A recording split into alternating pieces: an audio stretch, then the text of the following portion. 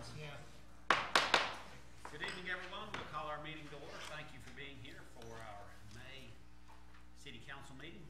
First order of business will be to approve the minutes of our April 12th regular council meeting. Make a motion to be approved. Second, but would like, instead of Sharon's name at the bottom, it needs to be Hillary. Did Hillary miss that?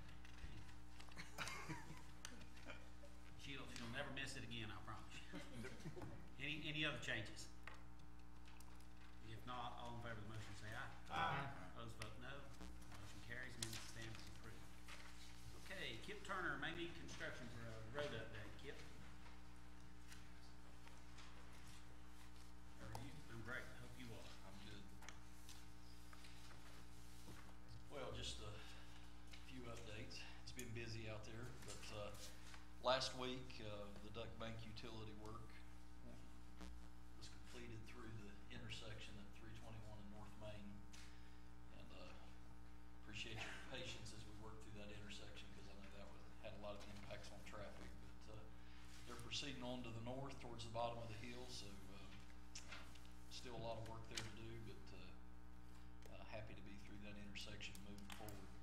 And then also in that same area, I'm sure you noticed that we've placed the base asphalt pavement along that wall that was constructed along 321 and North Main coming into town. Hope to have the curb and gutter placed on that section. I'm gonna say within the next 4 to 5 days, maybe sooner according to what the rain does. So working towards getting that end cleaned up and getting some additional lanes coming into town.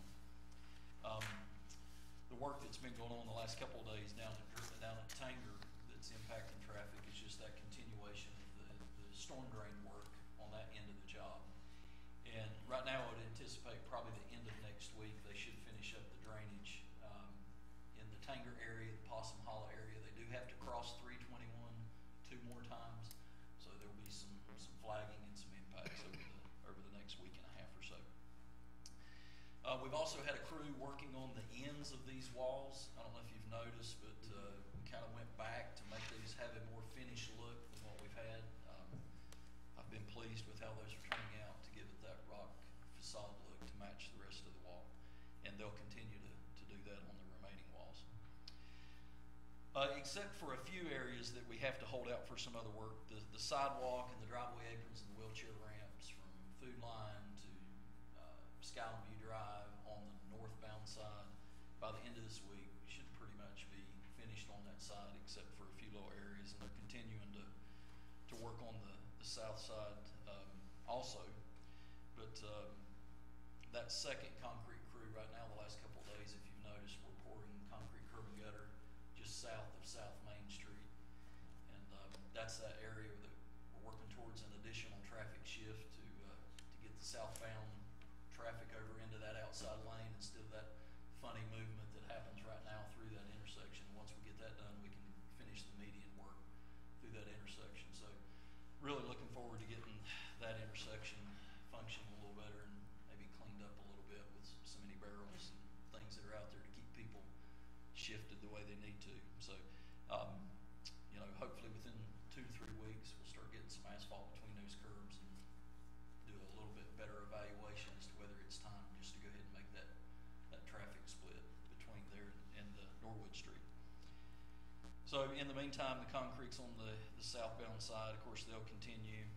We've also had another paving crew in here working in some of these business drives. They came in last week and they worked last week, some this week, to try to take out some of the steepness of the driveways coming out of the businesses. Still have a lot of work to do, some small walls and curb and gutter, but every little step is that much closer. And we did look at the bank again today, so hopefully we can try to lessen some of that. Hey, I'm no longer there. I know, but I'm sure you still can. Make it as deep as you want. You know that well. Yeah. As far as you're concerned, they can use a bulldozer. Not my show, not my monkey. Anyway, the median work through the area from Food Line to South Main, all of the prep work has pretty much been done. Matter of fact, they seeded and mulched the dirt medians today, and we've got the gravel base in there that's ready for concrete islands as well as the concrete As far as wall construction, the wall between South Main Street and Norwood Street, that you probably really couldn't tell all the work that was going on until now. That wall is actually complete. It's been backfilled with all that stone that's just around the corner from the house that Mr. Furr owns. But anyway, that wall has been complete, and that gives us our width that we'll need to make the connection from South Main Street all the way through towards Canyon. So the completion of the backfill of that wall is a good milestone. A little further out, the grading, if you've been out towards Green Park Inn, the grading has continued between Pinnacle Drive and Rock Road. I've got paving scheduled for in there for next week, so if the weather will hold out and they can finish the grading this week, we should be paving in that area next week. And then finally, just to recap a little further down, they are working on one of the walls at the beginning of the job, and there's been still some drainage work continuing kind of off the project, or off the main line of the project, in behind the tire barn in some of those areas. So, but that's the update I have. Great. Kip, Anything else? any questions, Kip? Kip, there are people here that haven't been here that I see. They don't know who you are. Oh, I'm sorry. Would you give us a little resume? You work for DOT. Well, I'll try to be quick. My name is Kip Turner. I'm project manager for Maymead. I grew up between Lenore and Blowing Rock in the Happy Valley area. I worked for DOT for 10 years, and I've now been in the private sector for 10 years.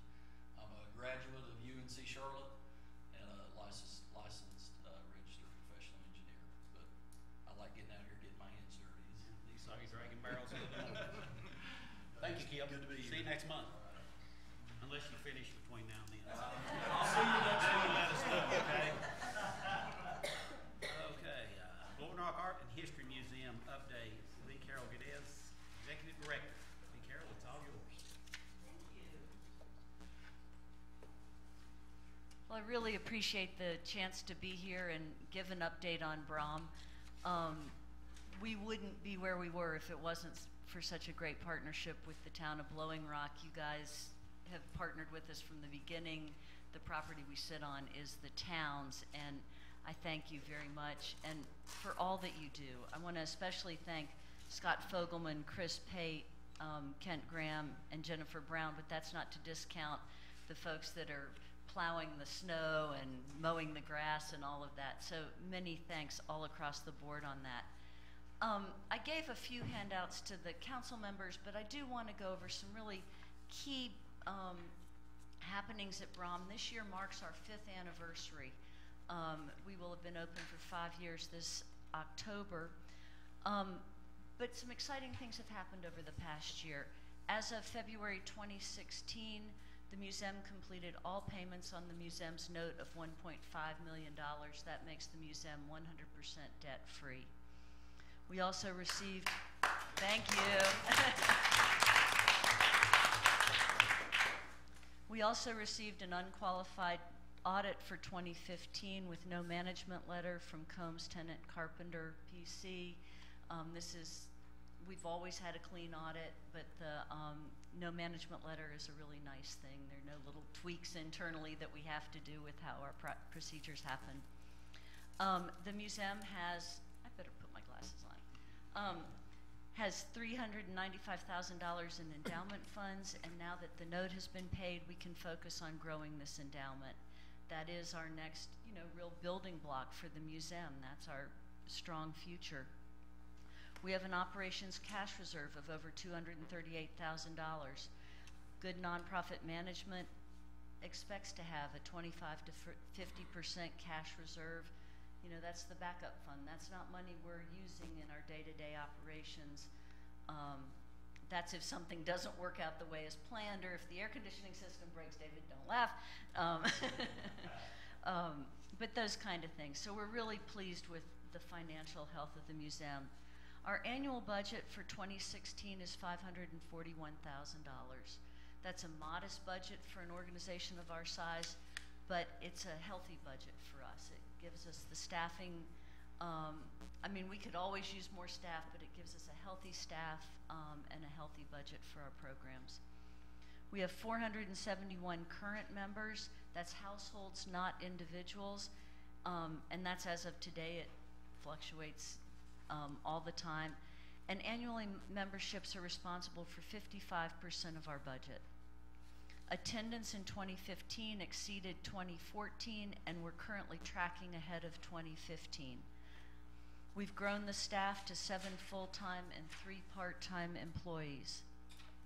This year, we're actively partnering and collaborating with the town of Blowing Rock, the Blowing Rock Chamber of Commerce, ASU, many different departments over there, the Blowing Rock Historical Society, the Watauga County Schools, the Boone Area Chamber of Commerce, the Blowing Rock Horseshoe, the North Carolina Humanity Council, and the list does go on. We continue to grow our role always as an economic engine for this town. There are new exhibits up. Some of you may have been at the opening celebration last Thursday. We had 180 people in attendance at the opening celebration.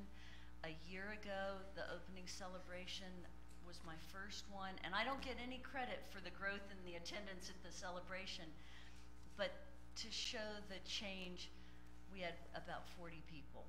So 185 last Thursday was a really nice change.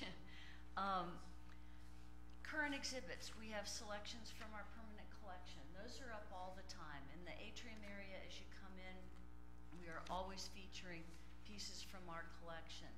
And then in that octagonal room with the windows all the way around, we're featuring exhibits from our ceramic and glass collection. So that's also permanent exhibit.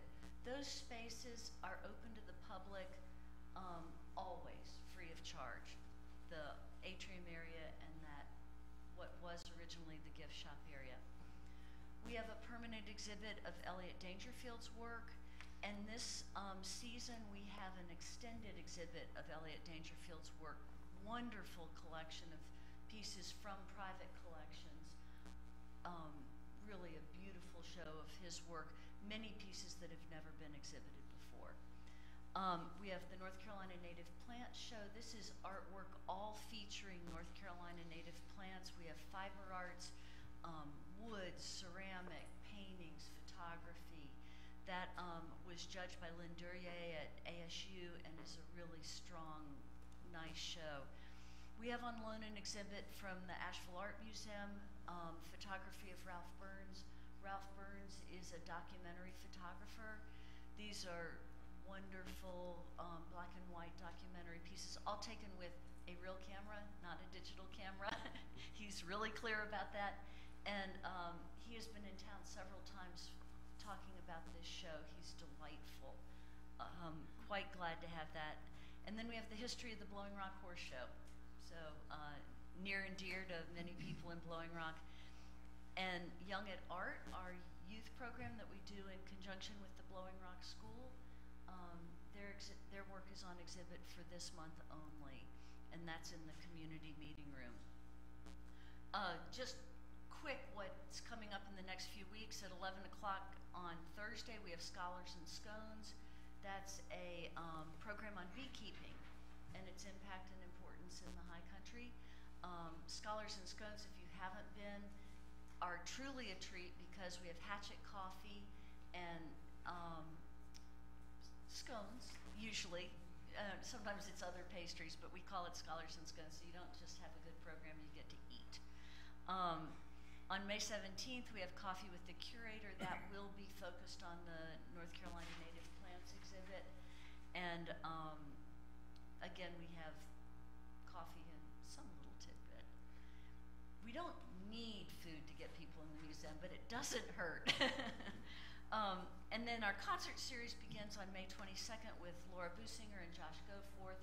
If you haven't heard them, they're delightful, both entertaining verbally as well as musically. That will be a very nice show. That's at 5:30 on May 22nd. And then our annual meeting is at 4 p.m. on June 5th. So if there are questions, I'm glad to take them, but I really appreciate the opportunity to share what I think is really good news for Blowing Rock Art and History Museum and the community. Thank you. Any questions? Lee Carroll? Okay, thank you. Thank you. Thanks. Okay. Oh, and I will say, Thursdays are always free. Okay.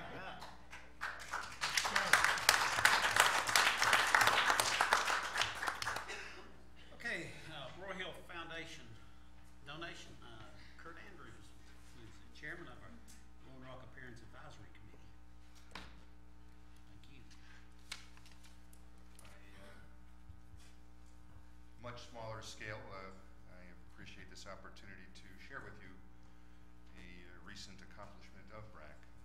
About a year ago, my predecessor, Bo Henderson, urged members of the Blowing Rock Appearance Advisory Commission to step up its game to more strongly support the Parks and Recreation and Landscaping Department as well as the town itself. We committed to prepare a strategic approach to support efforts to rejuvenate and maintain our parks. We started by developing a template to present proposals to decision makers. Since Jennifer Brown had established a relationship with the executive director of the Broyhill Family Foundation and knew of their continued interest in supporting Blowing Rock's Broyhill Park, this was our first major project. Chris Pate conceptualized the plan. BRAC prepared the proposal in presentation form. I've got a sample for you. And Scott Fogelman edited to suit his style. Scott and Jennifer traveled to Lenore in March to present the plan to the Broyhill Family Foundation. In April, $30,000 was committed and a check was received for 2016, and another $30,000 was committed for 2017. Furthermore, it was indicated that the foundation's door remains open to the town for further consideration. Jennifer Brown had a vision. Chris Pate is an artist. Scott Fogelman is one of the best presenters I've ever seen in my 40 years in business. We thank them all and are profoundly grateful to the Broyhill Family Foundation for their generosity. We believe we have successfully tested a model for more targeted fundraising efforts to support our parks. We plan to fine-tune the process and to step up our pace. After all, while $60,000 is an incredibly generous contribution to a small and highly productive department, over $500,000 in very real maintenance improvements have been identified for Broyhill Park alone. In closing, BRAC members have committed to lead more supportive initiatives, such as realizing synergies with interested parties such as the Garden Club in Memorial Park and the Blowing Rock Elementary School on Sunset Drive, as well as leading volunteer recruitment, training, and retention for parks, recreations, and landscaping initiatives such as Cleanup Day. We thank you all for your interest. Thank you. Thank you. Good job.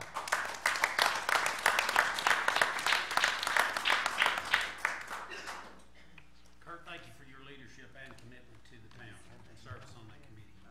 It shows every time you look up and down Main Street and around town. Okay, the consent agenda. Scott? Thank you, Mayor, and good evening, Council. We have 3 items on your consent agenda for this evening. The first is a budget ordinance amendment to account for 2 items, the $1,500 appropriated by Council at the last meeting, as well as the official recognition and appropriation of the $30,000 donation that Kurt just spoke of from the Broyhill Family Foundation to a Broyhill Park Capital Improvements Project. We also have 2 tax refunds and releases this month, one totaling $2,282.78 and another totaling $314.99.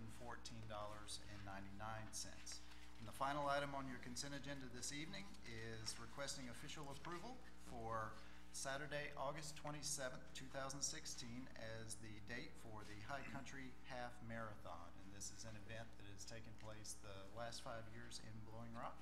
And that completes your consent agenda. Thank you, Scott. Make a motion to approve consent agenda as presented. Second. Any discussion? Being none, all in favor of the motion say aye. Aye. Opposed, vote no. Motion carries. Thank you. Okay, tax refunds and releases. Nicole? You already done that one. Keep going. Oh, I'm sorry. Yeah, I was going back over it again. Okay, public hearings, conditional rezoning, 2006 Central Business Nelson Story. Speakers, Kevin Rothrock. Kevin? Good evening, Mayor and Council.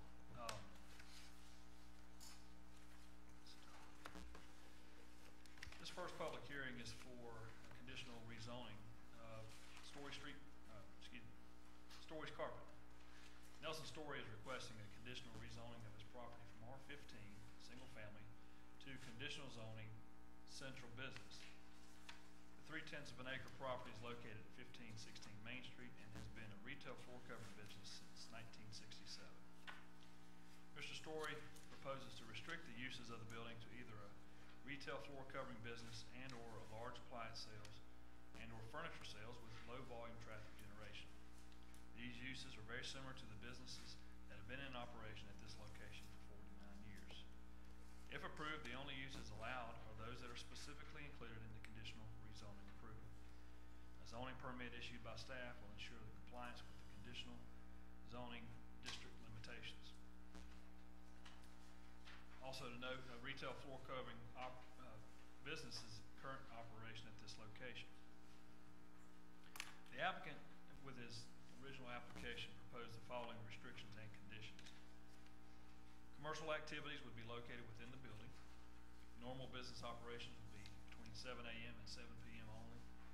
No deliveries will block the street. The sign would not exceed 20 square feet. The sign would be constructed of individual block letters. The allowed uses would be retail appliance sales, furniture sales, floor covering sales, and installation. The antenna and tower located behind the building will be removed, and any dead or dying trees that are currently on the property would also be removed. Any trash or debris on site would be removed, and a dumpster, if any would be needed, would be enclosed. Staff recommends the following additional conditions: the construction of an ADA compliant ramp for the front door access, and to adjust the gutter drains as needed for functionality. On the screen is an overview site plan of the property. This is the site plan, the old survey that was that shows the building in the middle and Laurel Park Road down behind. I don't know if I have a, there we go. This is Storage Carpet here. This is Main Street heading to downtown this way, and then Laurel Park Road coming around down through here.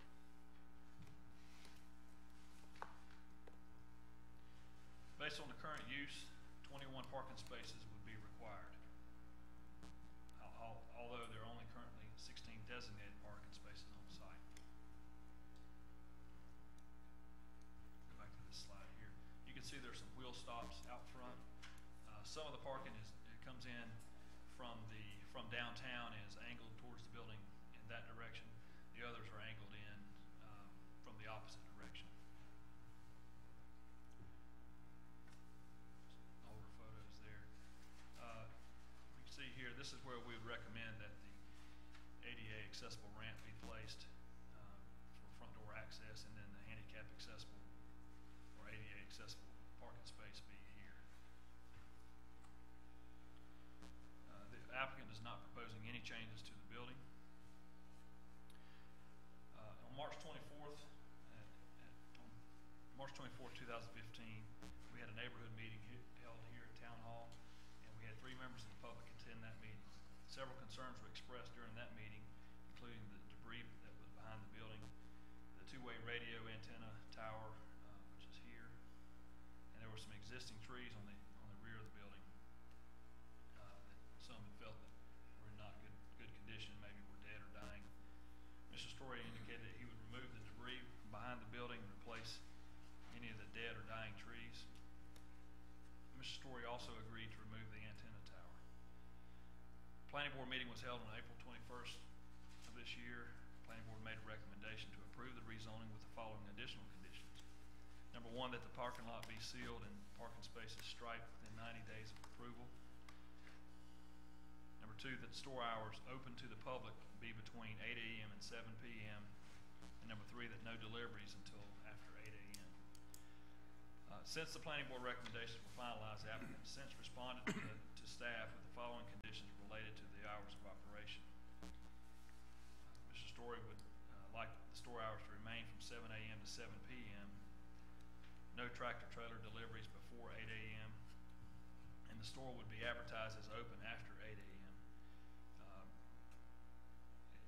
Mr. Story indicated that if a customer comes in, happens to come in between 7 and 8, he'd like to serve that customer, but his advertised hours be between 8 and 8 a.m. and 7 p.m. Attached in your packet was a copy of the draft rezoning ordinance, and it has 2 additional sections to that, Exhibit A and Exhibit B. Exhibit A is basically the rezoning map, and that when if this is approved, we would change our zoning map to reflect that it's conditional zoning on that piece of property. And Exhibit B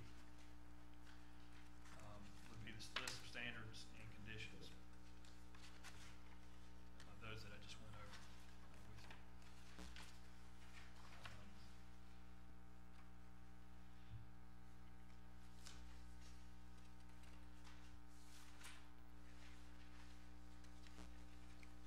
We received several letters. I think they were included in your packet. We received those also for the planning board meeting. We shared those with you, or as we submitted the packet to you. Since then, we received a few others by email. I think some of those were emailed to you today and were presented in front of you on the counter there for you to look over. We've had some discussions with some of the neighbors down in Laurel Park, and they responded with those letters this afternoon. So at this time, we'd be glad to answer questions. If there's no questions from staff, Mr. Story is here also with his attorney, Chelsea Garrett, to answer questions. Has the applicant seen the letters? I'm sorry? Has the applicant seen the letters that we just received? Probably not the ones that we received late today, but I can share them with them if they'd like to see them. Also, David Harwood, Chair of the Planning Board, is here to share any thoughts from Planning Board from our meeting. Kevin, how long have you been in your present position?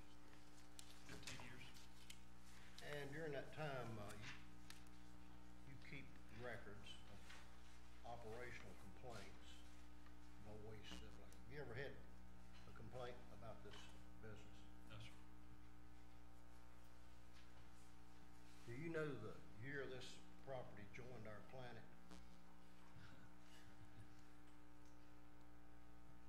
Well, the operations of Story's Carpet was 1967, I believe. But there, based on some testimony from our planning board meeting, there was some commercial operations in this building as far back as the late 20s. I think it was a cabinet shop, and we got that from Helen Telecampus Schofield at our planning board meeting. She was sharing that as their family-owned property across the street. That'd be 1920. Yes, sir.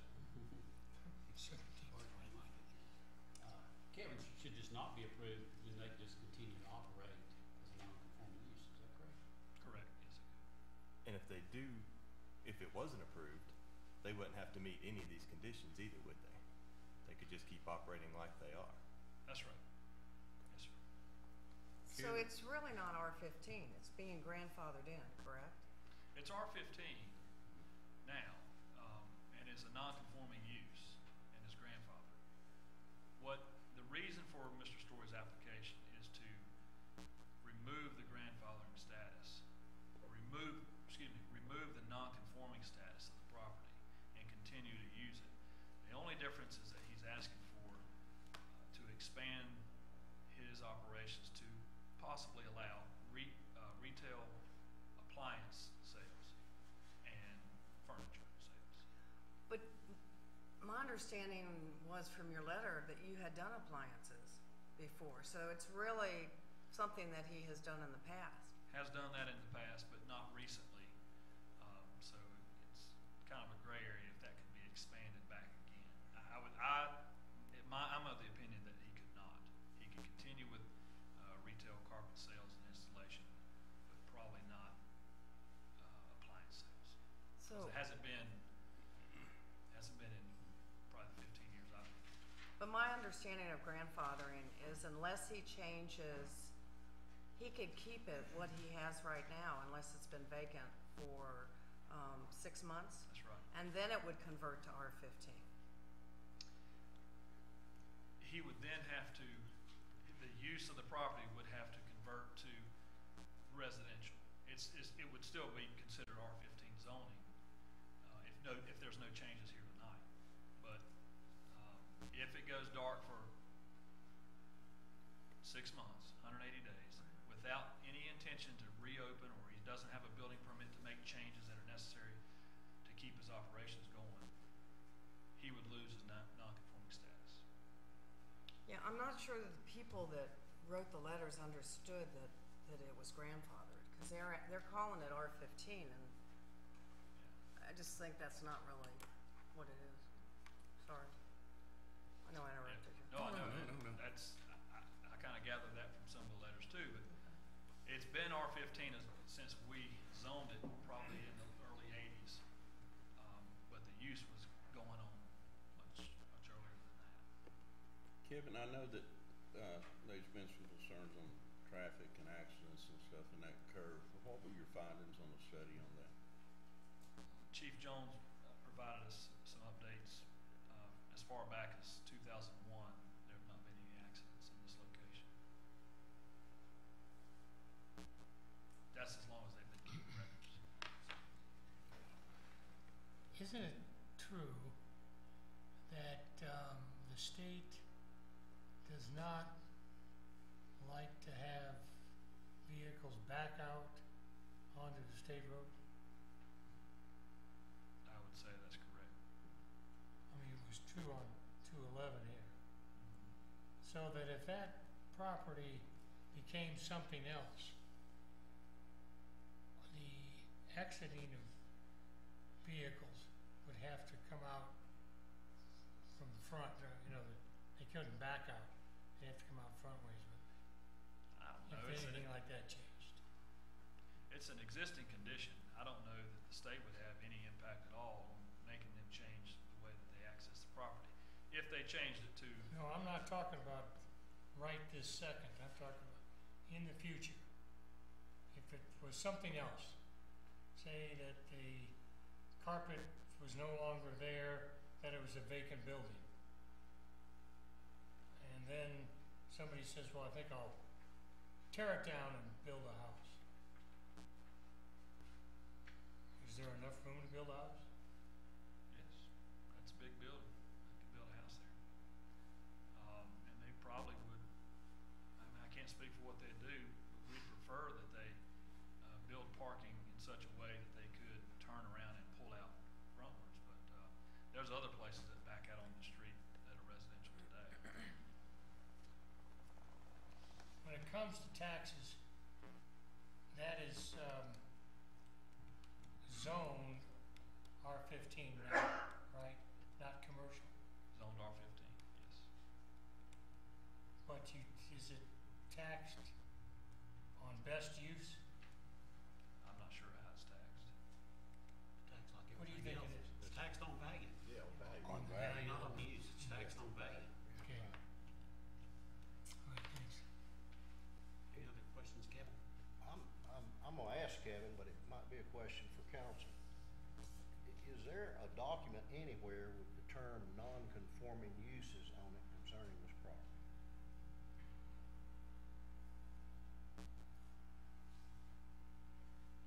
Not that I'm aware of. You mean that gives them the right to keep No, non-conforming uses? this states that, like an easement or something. I'm not aware of anything. Okay. Well, that's a question. How many other non-conforming uses do we have in town? Hardware store. Hmm? The hardware store I know of. Baker Rose stuff. Yeah, Yeah. Beach Road.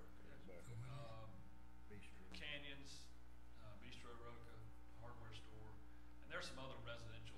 Is Gideon Ridge considered non-conforming? It is, but it has a provision, along with the Green Park Inn and the Rock, that they're historic properties in the Green Park Historic District, and they are allowed even some expansion, although that they are non-conforming uses. And that was added to the code in the non-conforming article about 6 or 7 years ago. But there's others. I mean, there's some residential non-conforming uses in our R15, some duplexes and triplexes and things like that.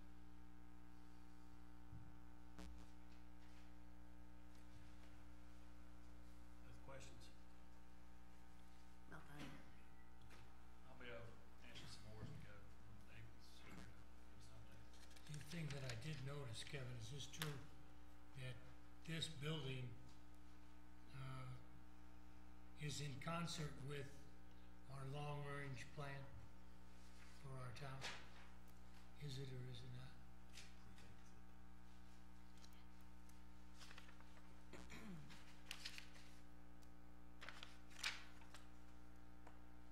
Our 2014 plan. Right, there's some I'm looking at a language. document that says Yeah. this is consistent with the town of Loin Rock's 2014 comprehensive plan, and then you list 1, 2, 3, 4, Yeah, there's 5 of them. 5 items Yes, sir. that says that those are, that this building is in concert with what our plan says. Is that correct? Yes, sir. Thank you.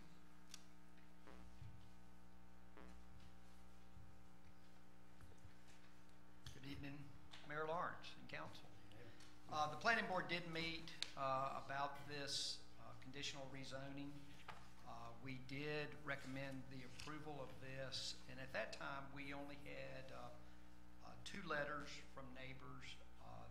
Those letters addressed not whether or not the property should be rezoned, but had more to do with traffic, which was answered by Chief Jones' research and letter, if there was any safety issues being on that curve, and both of them dealt with that. So there was really nothing at that time put before us that spoke against this at the time of our meeting. So we did consider this heavily. I won't reiterate. Tammy keeps wonderful minutes, so I know you've had the opportunity to look at those. But the 2 amendments that we did add to the recommendation were the operating hours, changing those from 8 a.m. to 7 p.m. And apparently there's been an update since then. And also resealing and restriping the parking lot. Both of these were amendments that were to address the concerns of the neighbors. Mr. Story at that time was amenable to both of those amendments. But overall, the board felt that the request was fairly innocuous, is that the right word? Given the self-imposed restrictions for the business type and use that Mr. Story was requesting. Are there any questions? Well, I heard your statement about no one was there against, but there was someone there in close proximity that was for, is that right? Yes, Ms. Telekamp, who grew up across the street, was also told us that it was a cabinet shop in 1927, so it had a long history, 49 years in the floor covering business in this location, and then she said it was business use before then as well. And growing up there, and she said her parents said it was never a problem. So yes.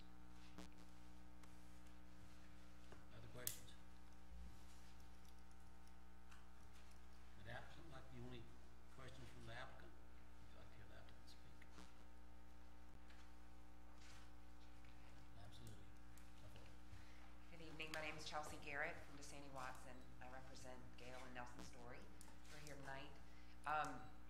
I feel like a lot of what's been said is repetitive somewhat of the planning board meeting, and so I'll try not to repeat what both David and Kevin have already said tonight, but I do want to highlight and essentially frame, I think, the question for this council, that this property has been used not just by the Stories but by their predecessors for close to 70 years, and not just as a floor covering business but as a cabinet and furniture business where the manufacturing was done on site, and also where appliances have been sold.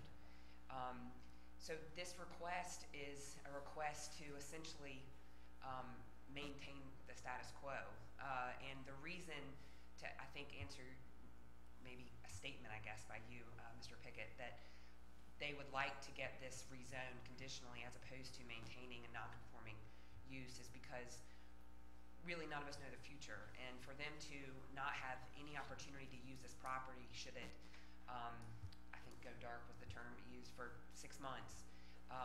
They couldn't lease it, they couldn't sell it for commercial use after that. They could not use it. None of their children could use it for that use, or any commercial use for that matter. Beyond that, and that's a big risk to take. The reason there are other non-conforming properties, and I would imagine given this new opportunity because of the adoption of the ordinance for conditional rezoning by the town, that there will be other requests that come before you. I know there already has been one for the church over by the Broyhill Furniture, or old Broyhill Furniture store. And I think there will be more, because I think places like Bistro Roca, that was formerly the Antlers Bar, and other long-term uses, this is an opportunity for them to come forward, essentially ask that the use continue, and also for an opportunity for this council and for the planning board to look at the property and maybe place conditions that are not already conditions on the property that may improve the use, improve the public's use, improve the look, whatever it is, that this board wouldn't have the opportunity to do if it just maintains or stays a non-conforming use.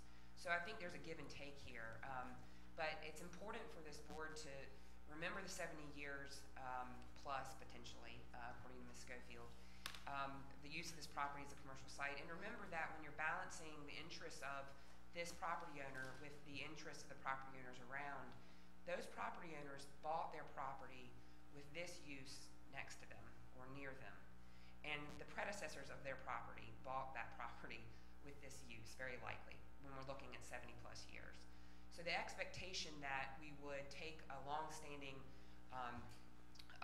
family business and potentially put it at risk for continued use, certainly put it at risk for being able to market it, because imagine the costs involved with trying to tear down this building, a 0.3 acre site, and put a house on it, and the difficulty of marketing that, if that were the worst case scenario, which is what it would be if the Stories were forced to continue non-conforming, because eventually I think that would end. I think the reality is 6 months would come along, or they might just decide they're done and nobody wants to buy it. So that's a huge risk for them to take, and to balance their interests against the neighbors. There's been testimony of the neighbors that there's been no sound issues, testimony or a letter received from the police department that there's been no traffic or safety issues. The Stories have been very willing to accept conditions discussed by the planning board, would be willing to discuss those conditions with you all tonight. And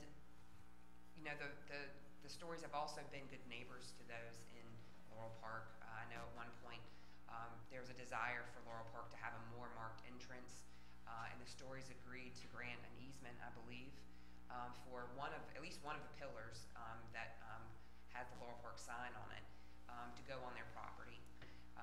They've responded appropriately to concerns, to clean up property, do anything on the back side of the property, which is what the Laurel Park residents can see when they come up the road. I think that the traffic issue, or lack thereof really, can be spoken to by Mr. Story. He can testify to really the highest number of customers you've had in one day. Mr. Story, what would you say it's been? 4 or 5. 4 or 5. You just don't businesses. Don't have it. The sheer number of parking spaces is going to limit, I think, the traffic. In addition to that, your code, has the closest use that this could be rezoned to conditionally is a low volume traffic generating use. That is by definition, or at least example in the code. The examples are floor covering, furniture, and appliances. All of those uses have been made of this property for the last 70 years, at one point or other. So that is an appropriate, I think, category for it to go in, and I don't think it's really going to be a risk that the uses that the property could be used for, that expanding it to appliances or furniture is going to generate, especially given that it's called low volume traffic, it's going to generate so much traffic to be a problem. I'd love for Mr. Story to get up and just give maybe a little bit of background on his use. I know, how long did you sell appliances at that site? Probably about 7 or 8 years out of the GE deal. And did you sell carpet at that time as well? Yeah, I did several things. I had a couple lines of vacuum cleaners. We sold ceramic tile, carpet cleaning, and Nelson, would you come to the microphone, please? we did carpet cleaning. We sold other products besides carpet and hardwood and all that, ceramic tile, stuff like that. We had 2 lines of vacuum cleaners, GE appliances, all kinds of floor care products and stuff like that. What else am I missing? Yeah, wallpaper. So general things that fall into a home, you know, I try to have those and provide them for people. So, Do you recall ever seeing any noise complaints from any other neighbor? no, I've never had problems I know of. As far as the traffic and stuff up there, for 49 years it's worked. That's all I can say. And I know backing out the street and stuff, it's really wider than that picture shows. That picture doesn't hardly do it justice. It was up there, and but no problems ever. We have room for the pull-out trucks, the tractor trailers come up there, and still have plenty of parking, and good parking for the few of us who worked in the store. So, You mentioned it's wider than it appears. Is it accurate to say that that curve, pulling out into the near lane, that curve is not an entirely blind curve? no, not really. Coming down is blind, is more blind as going up. We have people turning there all the time. I mean, they start out of town to get up there and turn, but we just, you know, as far as problems, no problems. And you mentioned to me earlier, Nelson, that the speed limit, it used to be 35, Yeah. it's been lowered to 25. Right. I don't know what year they lowered it to 25. It had been all that many years, but it was 35 for years and years. And there's not been any wrecks even when it was 35. Yes, I can remember one. Okay. Back in the 80s, this lady had a few too many in a Mercedes convertible. And she not only missed the road, she missed everything, hit 5 of my trucks. Total lost 2 of the trucks, and that little Mercedes convertible, I'll tell you what, talking about advertisement for Mercedes, you could drove on up the road. So that's the worst wreck up there in my, all the 49 years I've been up there, I can remember. So no wrecks by sober drivers that you're aware of? No, no. Thank you for your honesty there. Any other questions? I want to ask you, Nelson, your request to be open in the morning is in conflict with what the planning board has proposed. And I assume that's because you deal a lot with general contractors who like to come early. They come early, that's right. We come in sometime after 7 and we get up in the warehouse and start getting rollers down to cut the carpet and so forth. But now a lot of the contractors are out and about and they come by, and once in a while you'll have a customer come in before them. But we have always advertised, you know, like open at 8 or slow time of year we might move it up to 9. But we really don't, you know, see that many customers before. But if somebody comes up there, I'd like to be able to wait on them if they want the trouble to drive up there. And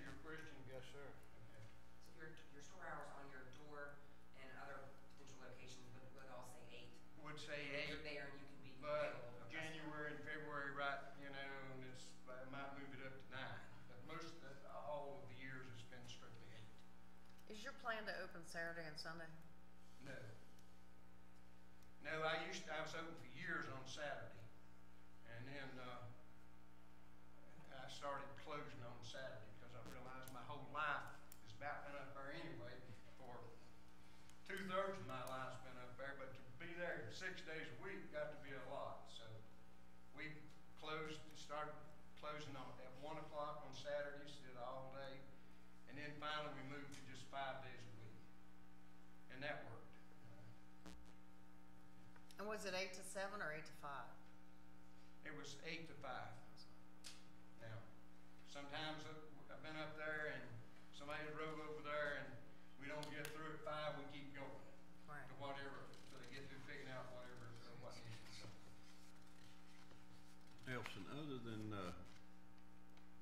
asking to be open from 7 to 7, you're willing to comply with all the other, conditions that the planning board had asked of you? Yes. And truthfully, people mention the trucks. The truck situation's those trucks come out of Charlotte. Closest terminal I think is in Hickory. We don't even see trucks till up in the day. It's usually 10 or 11 o'clock. Y'all see them come through town, so it's up in the morning. You know, we don't ever see a truck early. Any other questions of that? Thank you. I want to recall Kevin. We have, Okay. Did you? Any questions, Chelsea? Okay, Kevin. Thank you, Chelsea. Thank you all very much.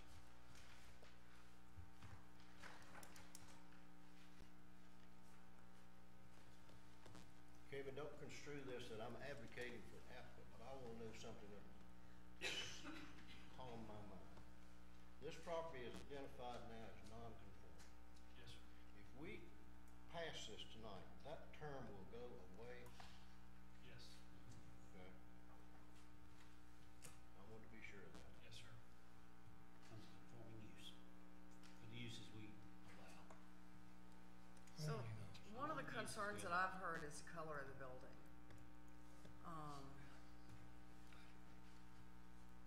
And in central business, is this color allowed? We don't have any evidence about color. Yeah, boxwood yellow. Where's the Well, testimony the about palette, color? that palette is that yellow. Do you still have, do you have the I palette? have not heard testimony about color. No, it's just one of the complaints I've heard. We identified several buildings that are commercial that have colors close to this. Martin House, Boxwood Lodge, the Telecamp building down on Sunset. They're all within range. You know, you look at this picture and it may appear different. In fact, you look at this one and this one, based on the sun, it all looks different. But it's close to some other colors that we have, but it's allowed to remain that color, just like Martin House. In fact, Martin House is repainting the same color. Doesn't necessarily fit right in the book, but as long as they're not changing it. If they change it, then it needs to fit more closely to something that we have in the book, or within the ranges that we have in the color. So what you're saying is that they can keep that color and paint it the same, Yes, even though they're changing the use? absolutely.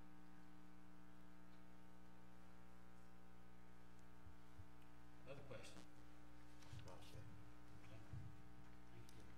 Any other questions before I entertain a motion to close the public hearing? Well, we're gonna, is there any, Anybody from the is there anybody that wants to speak? Is there? Any public comments? Question.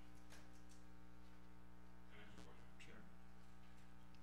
What are the implications for continuing to operate as a non-conforming business? Are there some consequences or implications? Let's say if Mr. Story should need financing of some sort in the future, maybe as a banker, is there something related to, for No.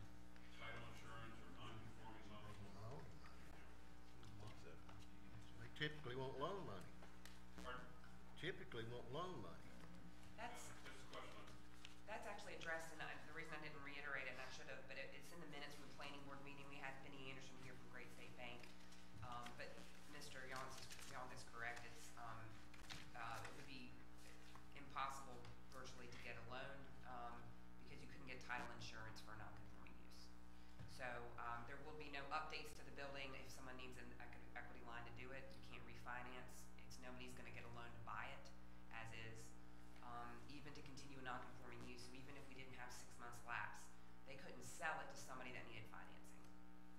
won't get a loan by. So that's another limitation for keeping it a non-conforming use, even if you just planned on best case scenario, they continue to use it. They're not gonna be able to sell it, so. Are y'all aware that in one of the letters they mentioned buying it? The people in Laurel Park? Yes, we are aware of that. And with respect to that letter, I would just say that if somebody wants to make an offer, a bona fide offer, then they can put it in writing and make the offer. But there hasn't been, No communication? there has been an offer received, a contract? No. Okay. You can speak to that. Yes, Microphone, please, Nelson. some of the people that wrote the letters have contacted me and have told me they're being against me getting it zoned, but they'd like to buy it. And they had a buyer for it. But I have no plan to sell that property. So they can count on both sides. And that's that. Same question. Any other questions? Any other comments? Okay. Make a motion to close the public hearing. Second. Motion to second, further discussion.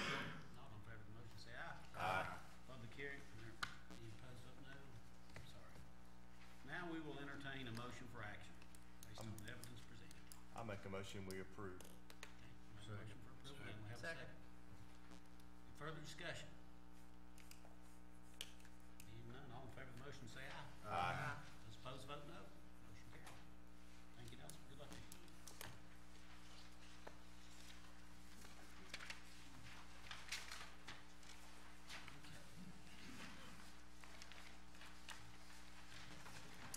Kevin, you want to continue for the First Baptist Church? Yes, Mayor, and for this, being a conditional use permit, we'll need to ask those that want to speak to this issue, coming up to the town clerk and be sworn in before we get started, and I'll do the same. So anybody wants to speak on First Baptist Church conditional use permit request?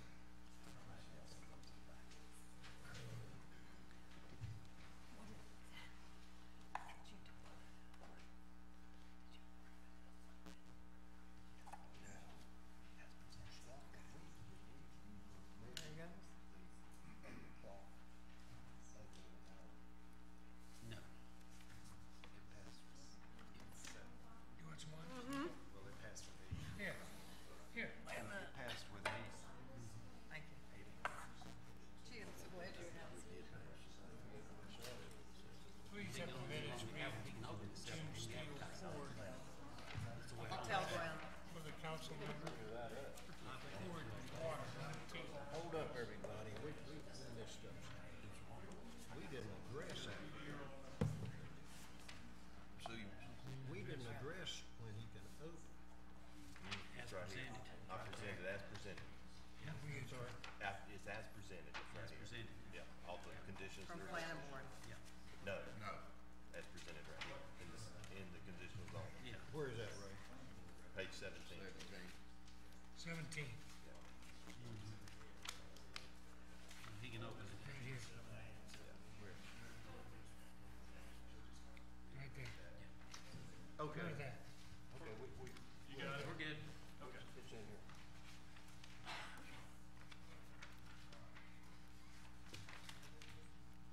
Okay, this is conditional use permit 2016-01 for First Baptist Church. They're requesting this conditional use permit to construct a porte cochere on the east side of the church located at 350 Sunset Drive. Yeah, he got it.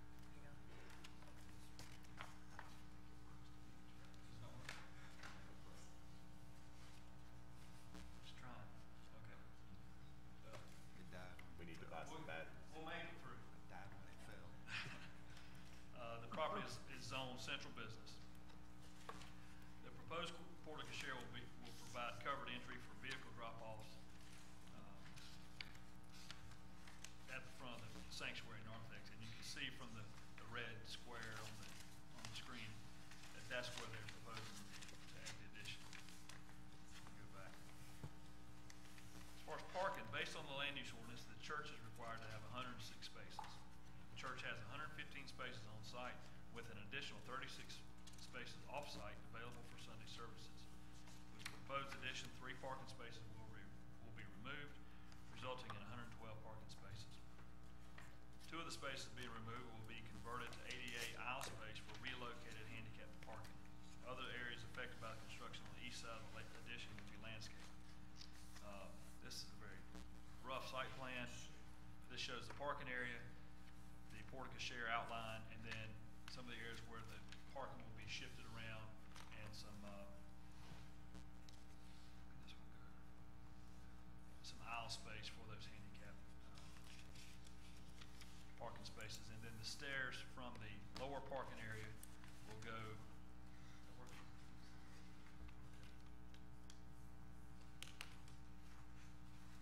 lower parking area has a set of steps, and then that will have a passageway to walk through and under the covered entry.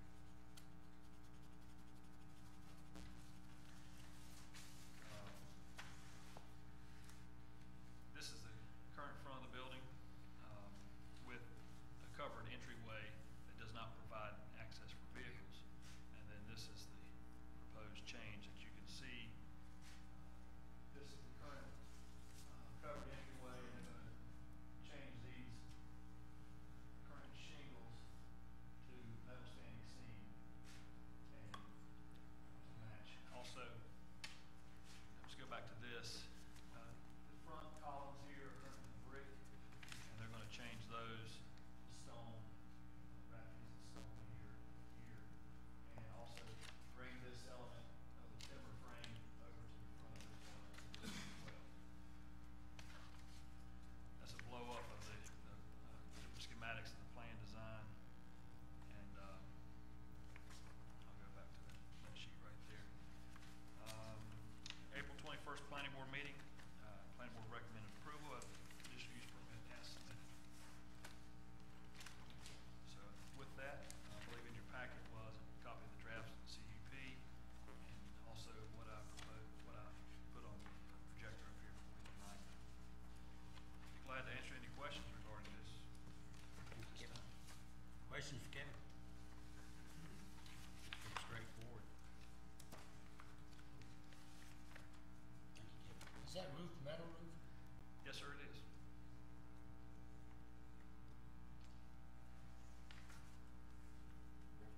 Because they couldn't match the other roof. That's exactly right. That's what? Does it go match the other part? And they didn't like it. I think I heard Rusty say if he ever gets enough money, the roof's going, She right? ran out of tires. Ran out of tires. Yeah. World War III. Almost. I think they'll Any other change it. questions, of the applicants? Anybody else? Okay, so people sworn in. Hear a motion to close the public hearing? So moved. Second? Second. Okay, all in favor of the motion, say aye. Aye. Opposed, no. Public hearing's now closed, and we'll entertain a motion for action. Make a motion that we approve it as presented. Second. Second motion and second, further discussion? Being none, all in favor of the motion, say aye. Aye. Opposed, vote no. Good luck. Get her done, Josh. Get her done. Come back when you're ready to change the roof. I think that's a 50 or 100-year roof, so it might be a while. We may not be here. We may not see it, Rusty. We may not see it. Okay. Facility naming policy. Thank you, Mayor. From time to time, over a community's history, it becomes the community's desire to, for whatever reason, name a certain facility to honor someone, to honor a longstanding employee, a prominent member of the community. The purpose of adopting an official facility naming policy is to establish a consistent but flexible guidelines that the town can use on any town-owned or town-maintained facilities, including buildings, structures, parks, recreation areas, trails, streets, and municipal buildings. What you have before you is a policy set up along those lines. It has a variety of criteria associated with it. It also addresses temporary naming, should that become a need in the event a project is under construction, as an example. a permanent naming approach, how to address renaming a facility over time, also naming for major benefactors, should someone donate a lot of money, or a park, a convention for that as well. This is generally a guideline should an opportunity arise in the future, so this is a draft policy to meet that need, and I'll be happy to answer any questions. This is certainly open to council modification as you see fit.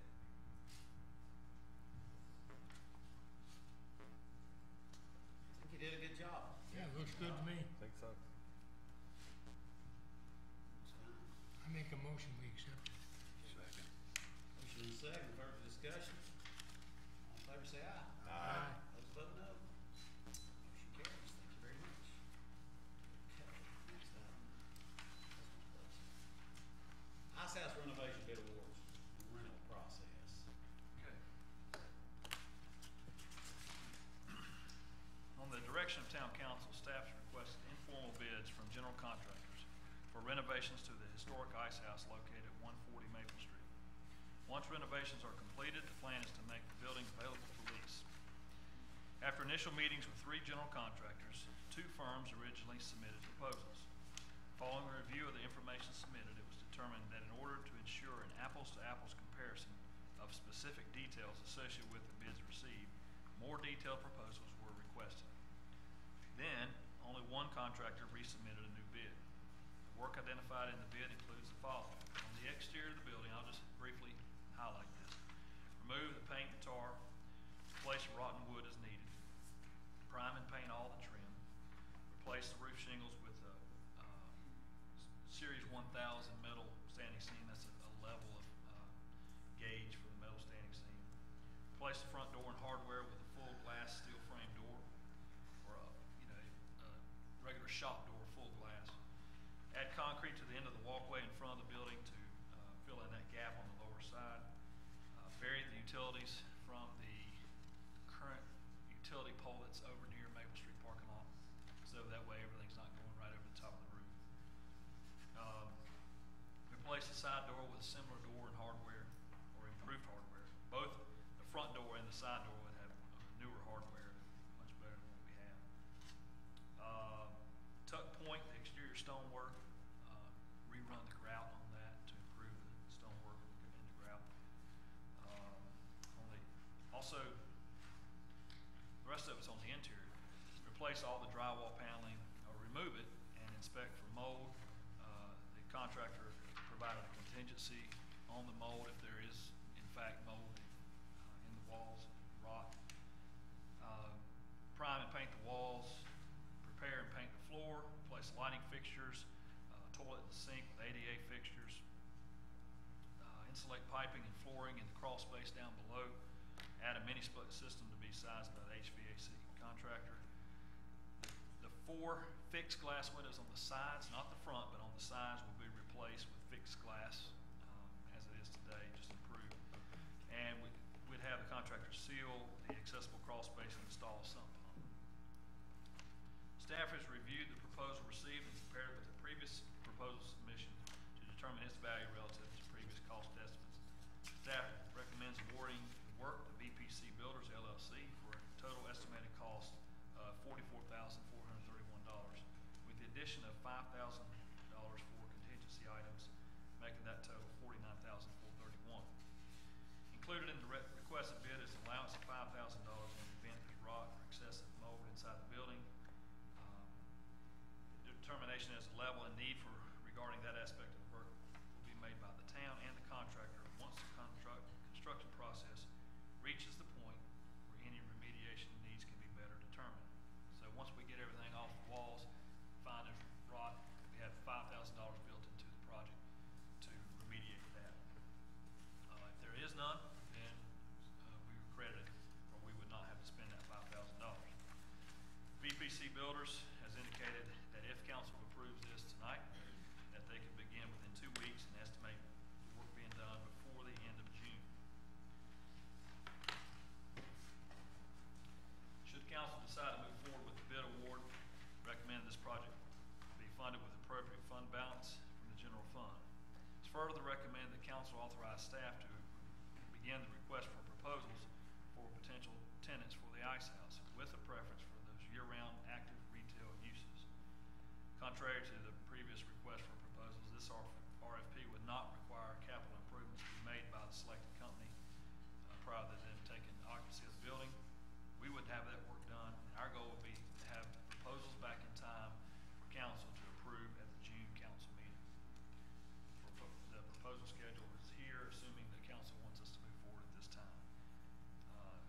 Tonight, if you approve the contractor selection, also approve the draft RFP, we would move forward with that. Tomorrow, we would advertise RFP for tenants on the town website, send it to the Blowing Rocket to publish next week, May 19th. We would receive proposals back by June 3rd. June 14th, those lease terms be approved by council.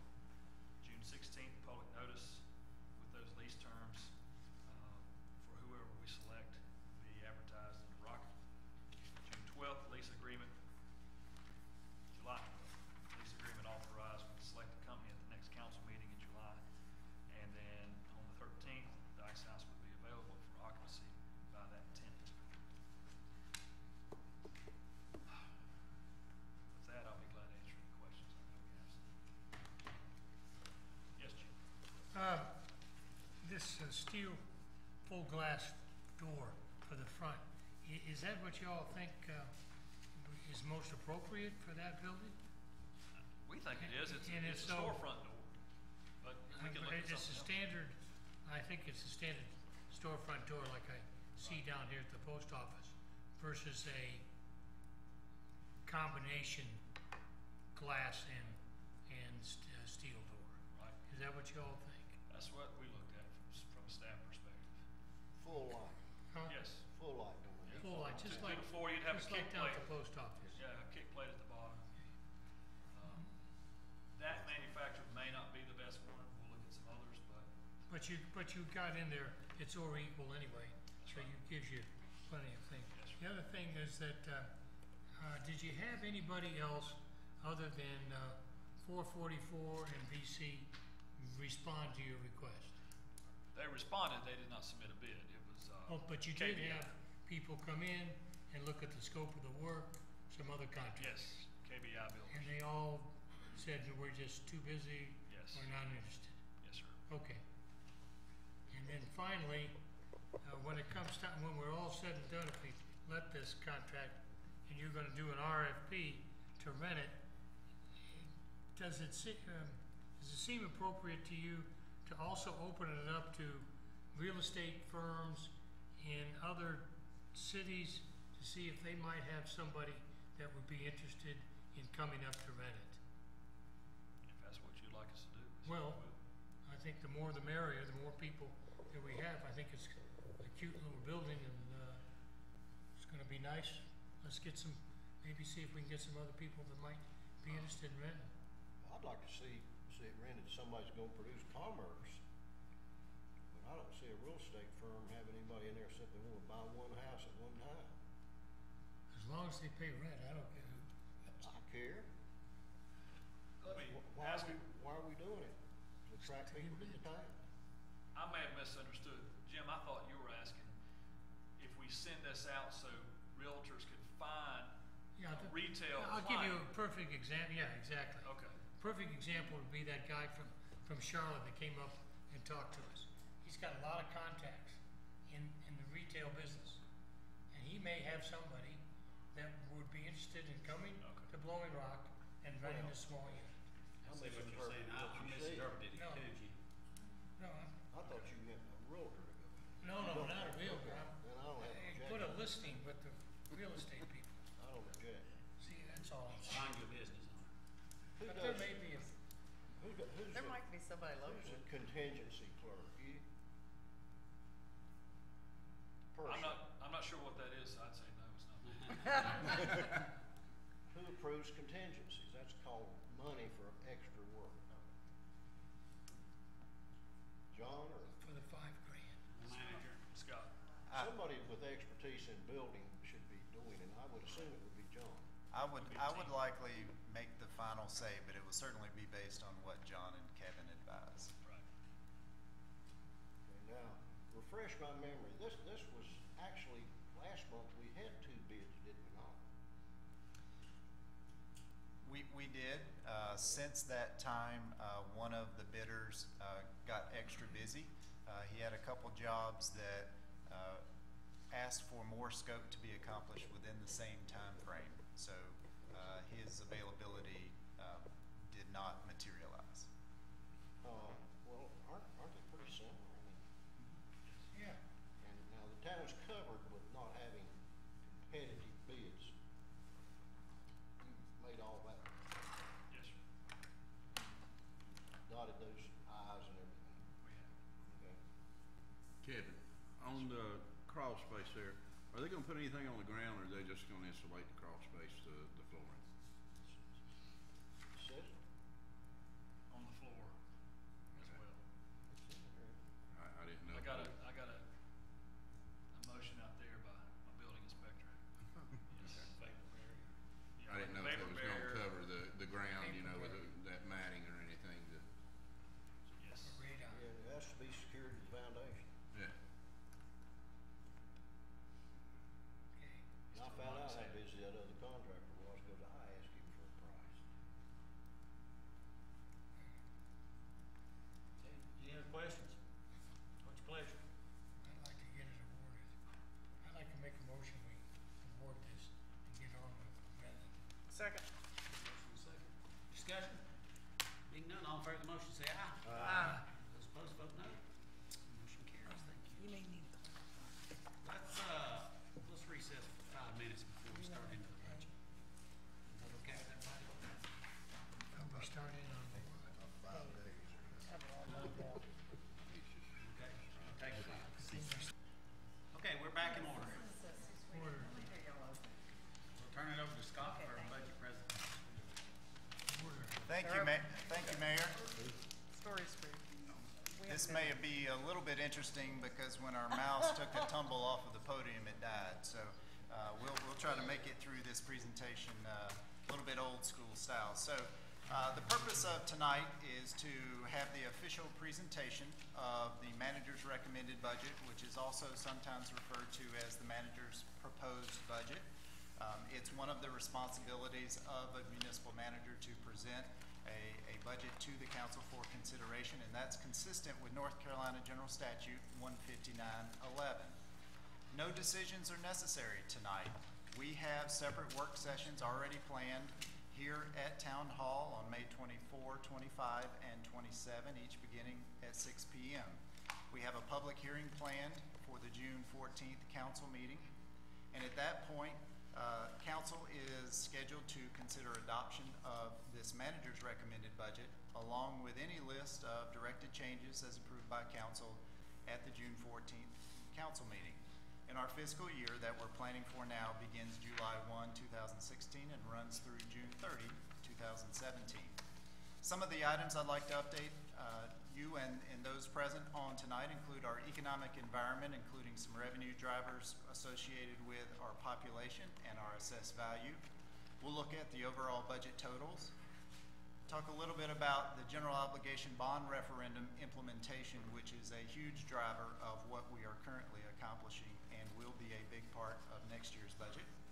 And then we'll look at the recommended tax rate and fees to accomplish this recommended budget. One of the ways our economic engine starts here in Blowing Rock is to look at the value of our new construction coming to town. In 2015, the permitted value was just under $15 million. It was about $20 million in 2014, and 2013 was an exceptionally large year, but that included about $17 million for the post-acute care facility we now know as Chestnut Ridge. The building in Blowing Rock, if you look at our overall tax base, our tax base is about 83% residential value as our total. So that is a significant driver when we look at new permits coming in and new construction. What is that level of activity? So this photo was taken 2 years ago. It morphed magically a year passed, and that's what it looked like at this time last year. And then yesterday it looked like this. What we achieve in our tax value is whatever value is on the ground as of January 1 of that calendar year. So anything on the ground as of January 1, 2016 is serving as our estimated tax base for our upcoming fiscal year. This shows you our tax base summary. Back since fiscal year 2001, we are hovering right around $1.1 billion, and you see some pretty dramatic changes there. So let's transition to look at our percent change per year. You'll notice the large growth in 2003 and 2007. Those were years that Watauga County revalued property throughout the county. By state statute, each county is required to reappraise all property in the county at least every 8 years. They did it in 4-year increments back then, so we were due for another revaluation coming up in 15. But if you look at the most recent years, our average annual growth rate from 08 to 14 was about 1.5%.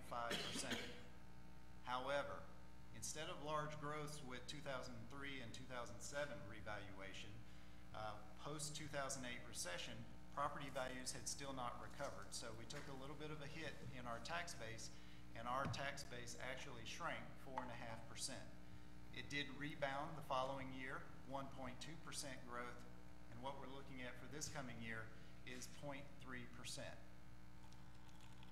In terms of what that creates for us in revenue, the value of 1 penny on the tax rate grows as the tax base grows. We're hovering right around $112,000 for each value of a penny on the tax rate. The other main driver of our revenue sources is Blowing Rock population. This is our population in Watauga County since the early 90s. You add on the Caldwell County piece.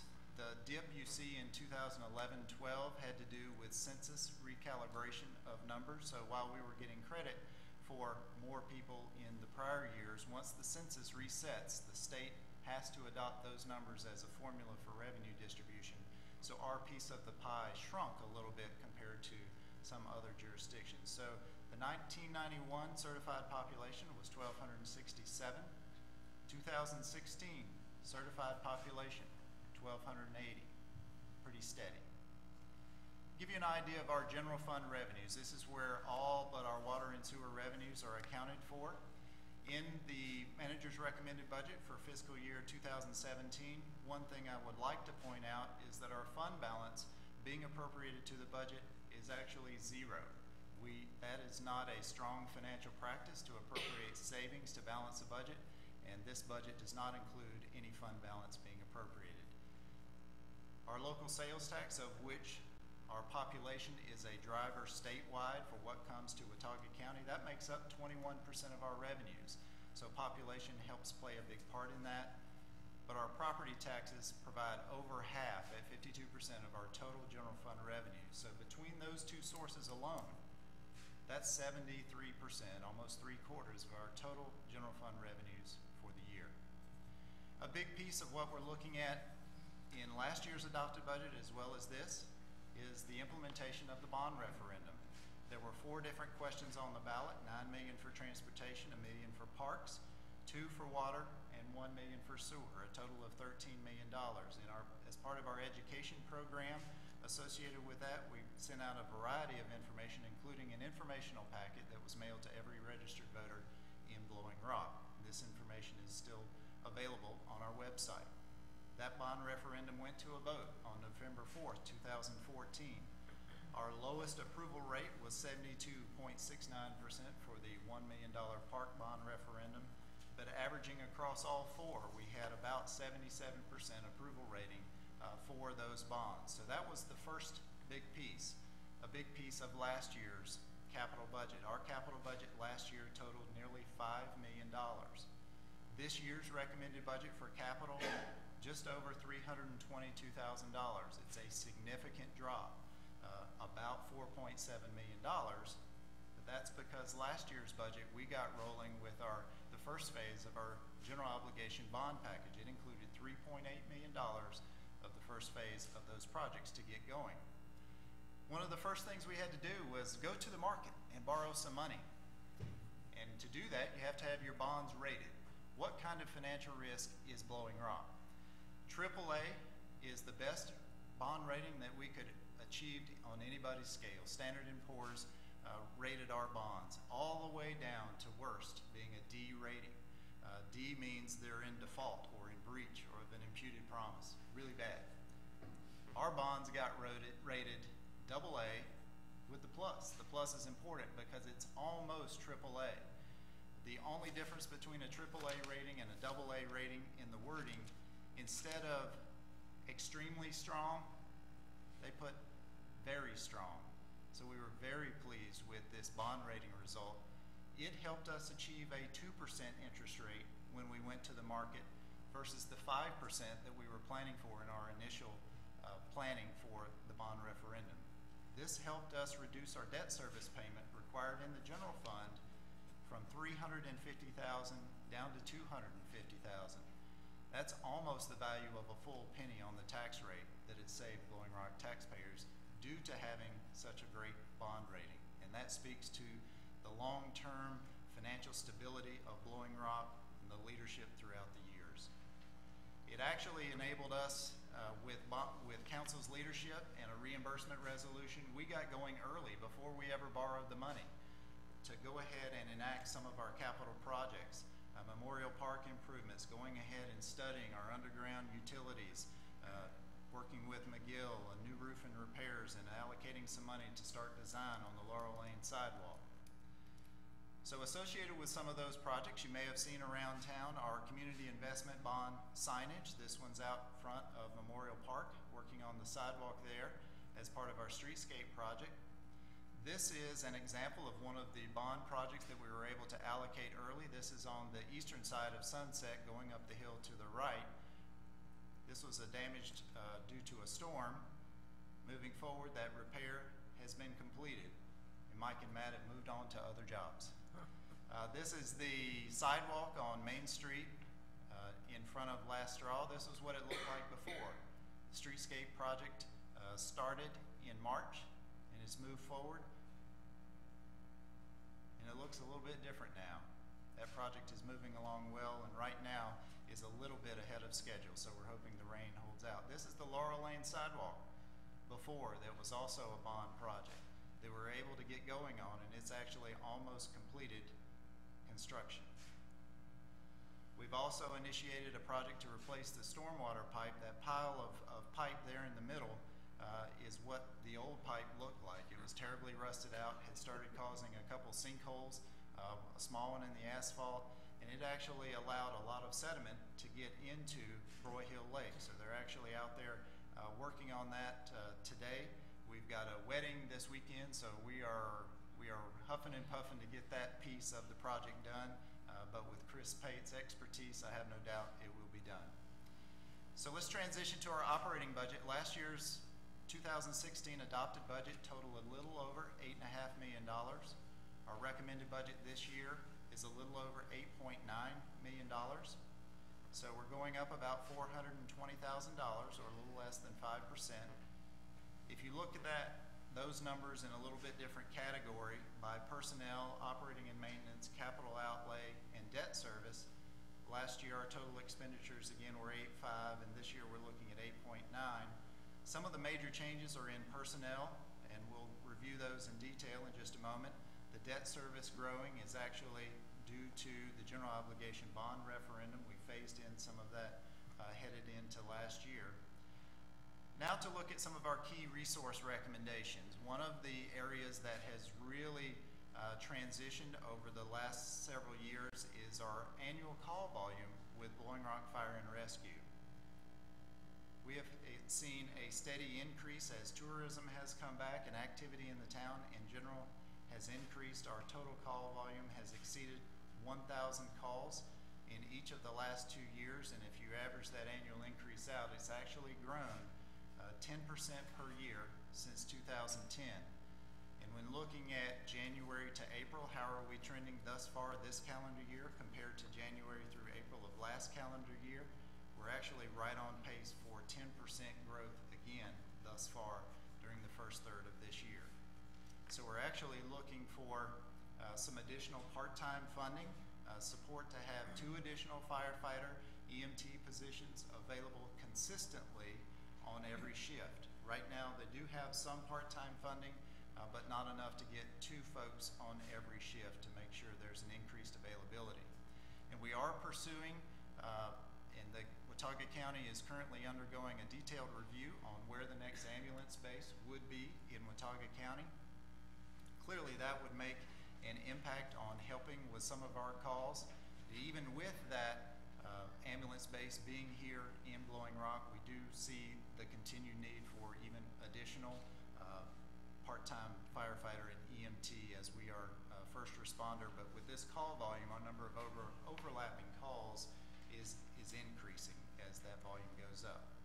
We've also identified a need for a new hourly position in the administrative and finance department to assist with our growing project and grant management workload, including our bond referendum projects, as well as the grant administration, such as the grant that we were successful in getting for the sidewalk to Bass Lake.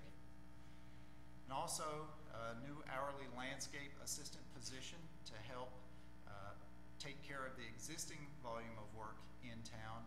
In addition, as Valley Boulevard is completed and landscaping is installed per our interlocal agreement, the town, in exchange for some of the extra amenities allocated to the project, is going to be responsible for taking over landscaping maintenance through that corridor. That will be a significant workload that will come on gradually over the next 1 to 3 years as that project is completed. And then we've already alluded to the additional debt service payment for the first phase of project implementation for the general obligation bond. Revenue recommendations to afford all of these identified needs is increasing revenues through a 1-cent tax increase from 33 cents to 34 per $100 of taxable value. This equals an annual increase of $50 per year for a home valued at $500,000 or $10 per $100,000 of assessed value. On the water and sewer side, we're recommending increasing water and sewer rates by 5% with a base rate increase from $41 to $43 and also a 25 cents increase in the per 1,000 gallon rate from $5.25 to $5.50, and this is for those customers any gallons consumed over 5,000. To give you an idea of where some other municipalities are in Watauga County relative to the tax rate, Beech Mountain comes out on top. Their adopted tax rate last year was 73.2 cents. Seven Devils at 51 cents. Boone at 41 cents. And last year we were at 33, and this year we're proposing to go to 34. The news release that will be issued shortly after this meeting will go out detailing some of this information and also providing links to the budget, which is currently online. A paper copy will be available here at Town Hall as well, and it will be available for review there, and look forward to discussions during our work sessions with council. And Mayor, that completes our presentation of the recommended budget. Thank you, Scott. Great job.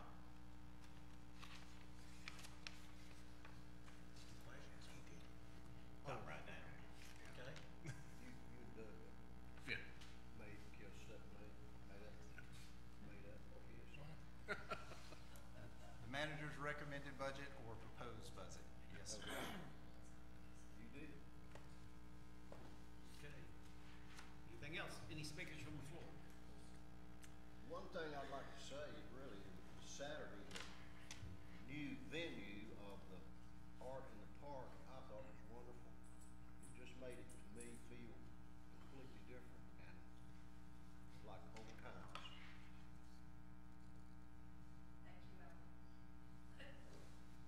Well, it really did. It was just great.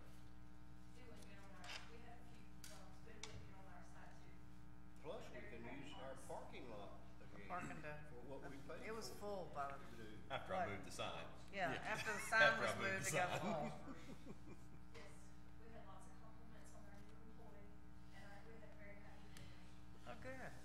Albert can also testify that there were some issues where I was parking vendors still. Huge But that issue. hasn't changed. And, No. and I hope, That's just their problem. I hope the manager That's why we have. has grown rabbit ears on that. I would like to say too, just to add in there while we have certain ears in here, that a increase in that call volume there than the problem that we've been seeing at the fire department. I'm sitting on the board for representing the town on the board, is we're starting to see so much ambulance activity, especially here with the hospital, and we can imagine what we're gonna have at Chestnut Ridge. And we're starting to have so many overlapping calls that we're starting to be shorthanded. So you're saying We had 4 calls this past Sunday that were back to back to back, and we were leaving a call, trying to get to a call. I've had that concern a long time, bud. Yeah, so, I mean, just to fill you in on that part a little more. So you're saying it's more rescue? Oh, than yes, fire? the call volume is dramatically increased, medically. We should bring more water for training, we do on fires. And yet the number of customers we serve has stayed the same?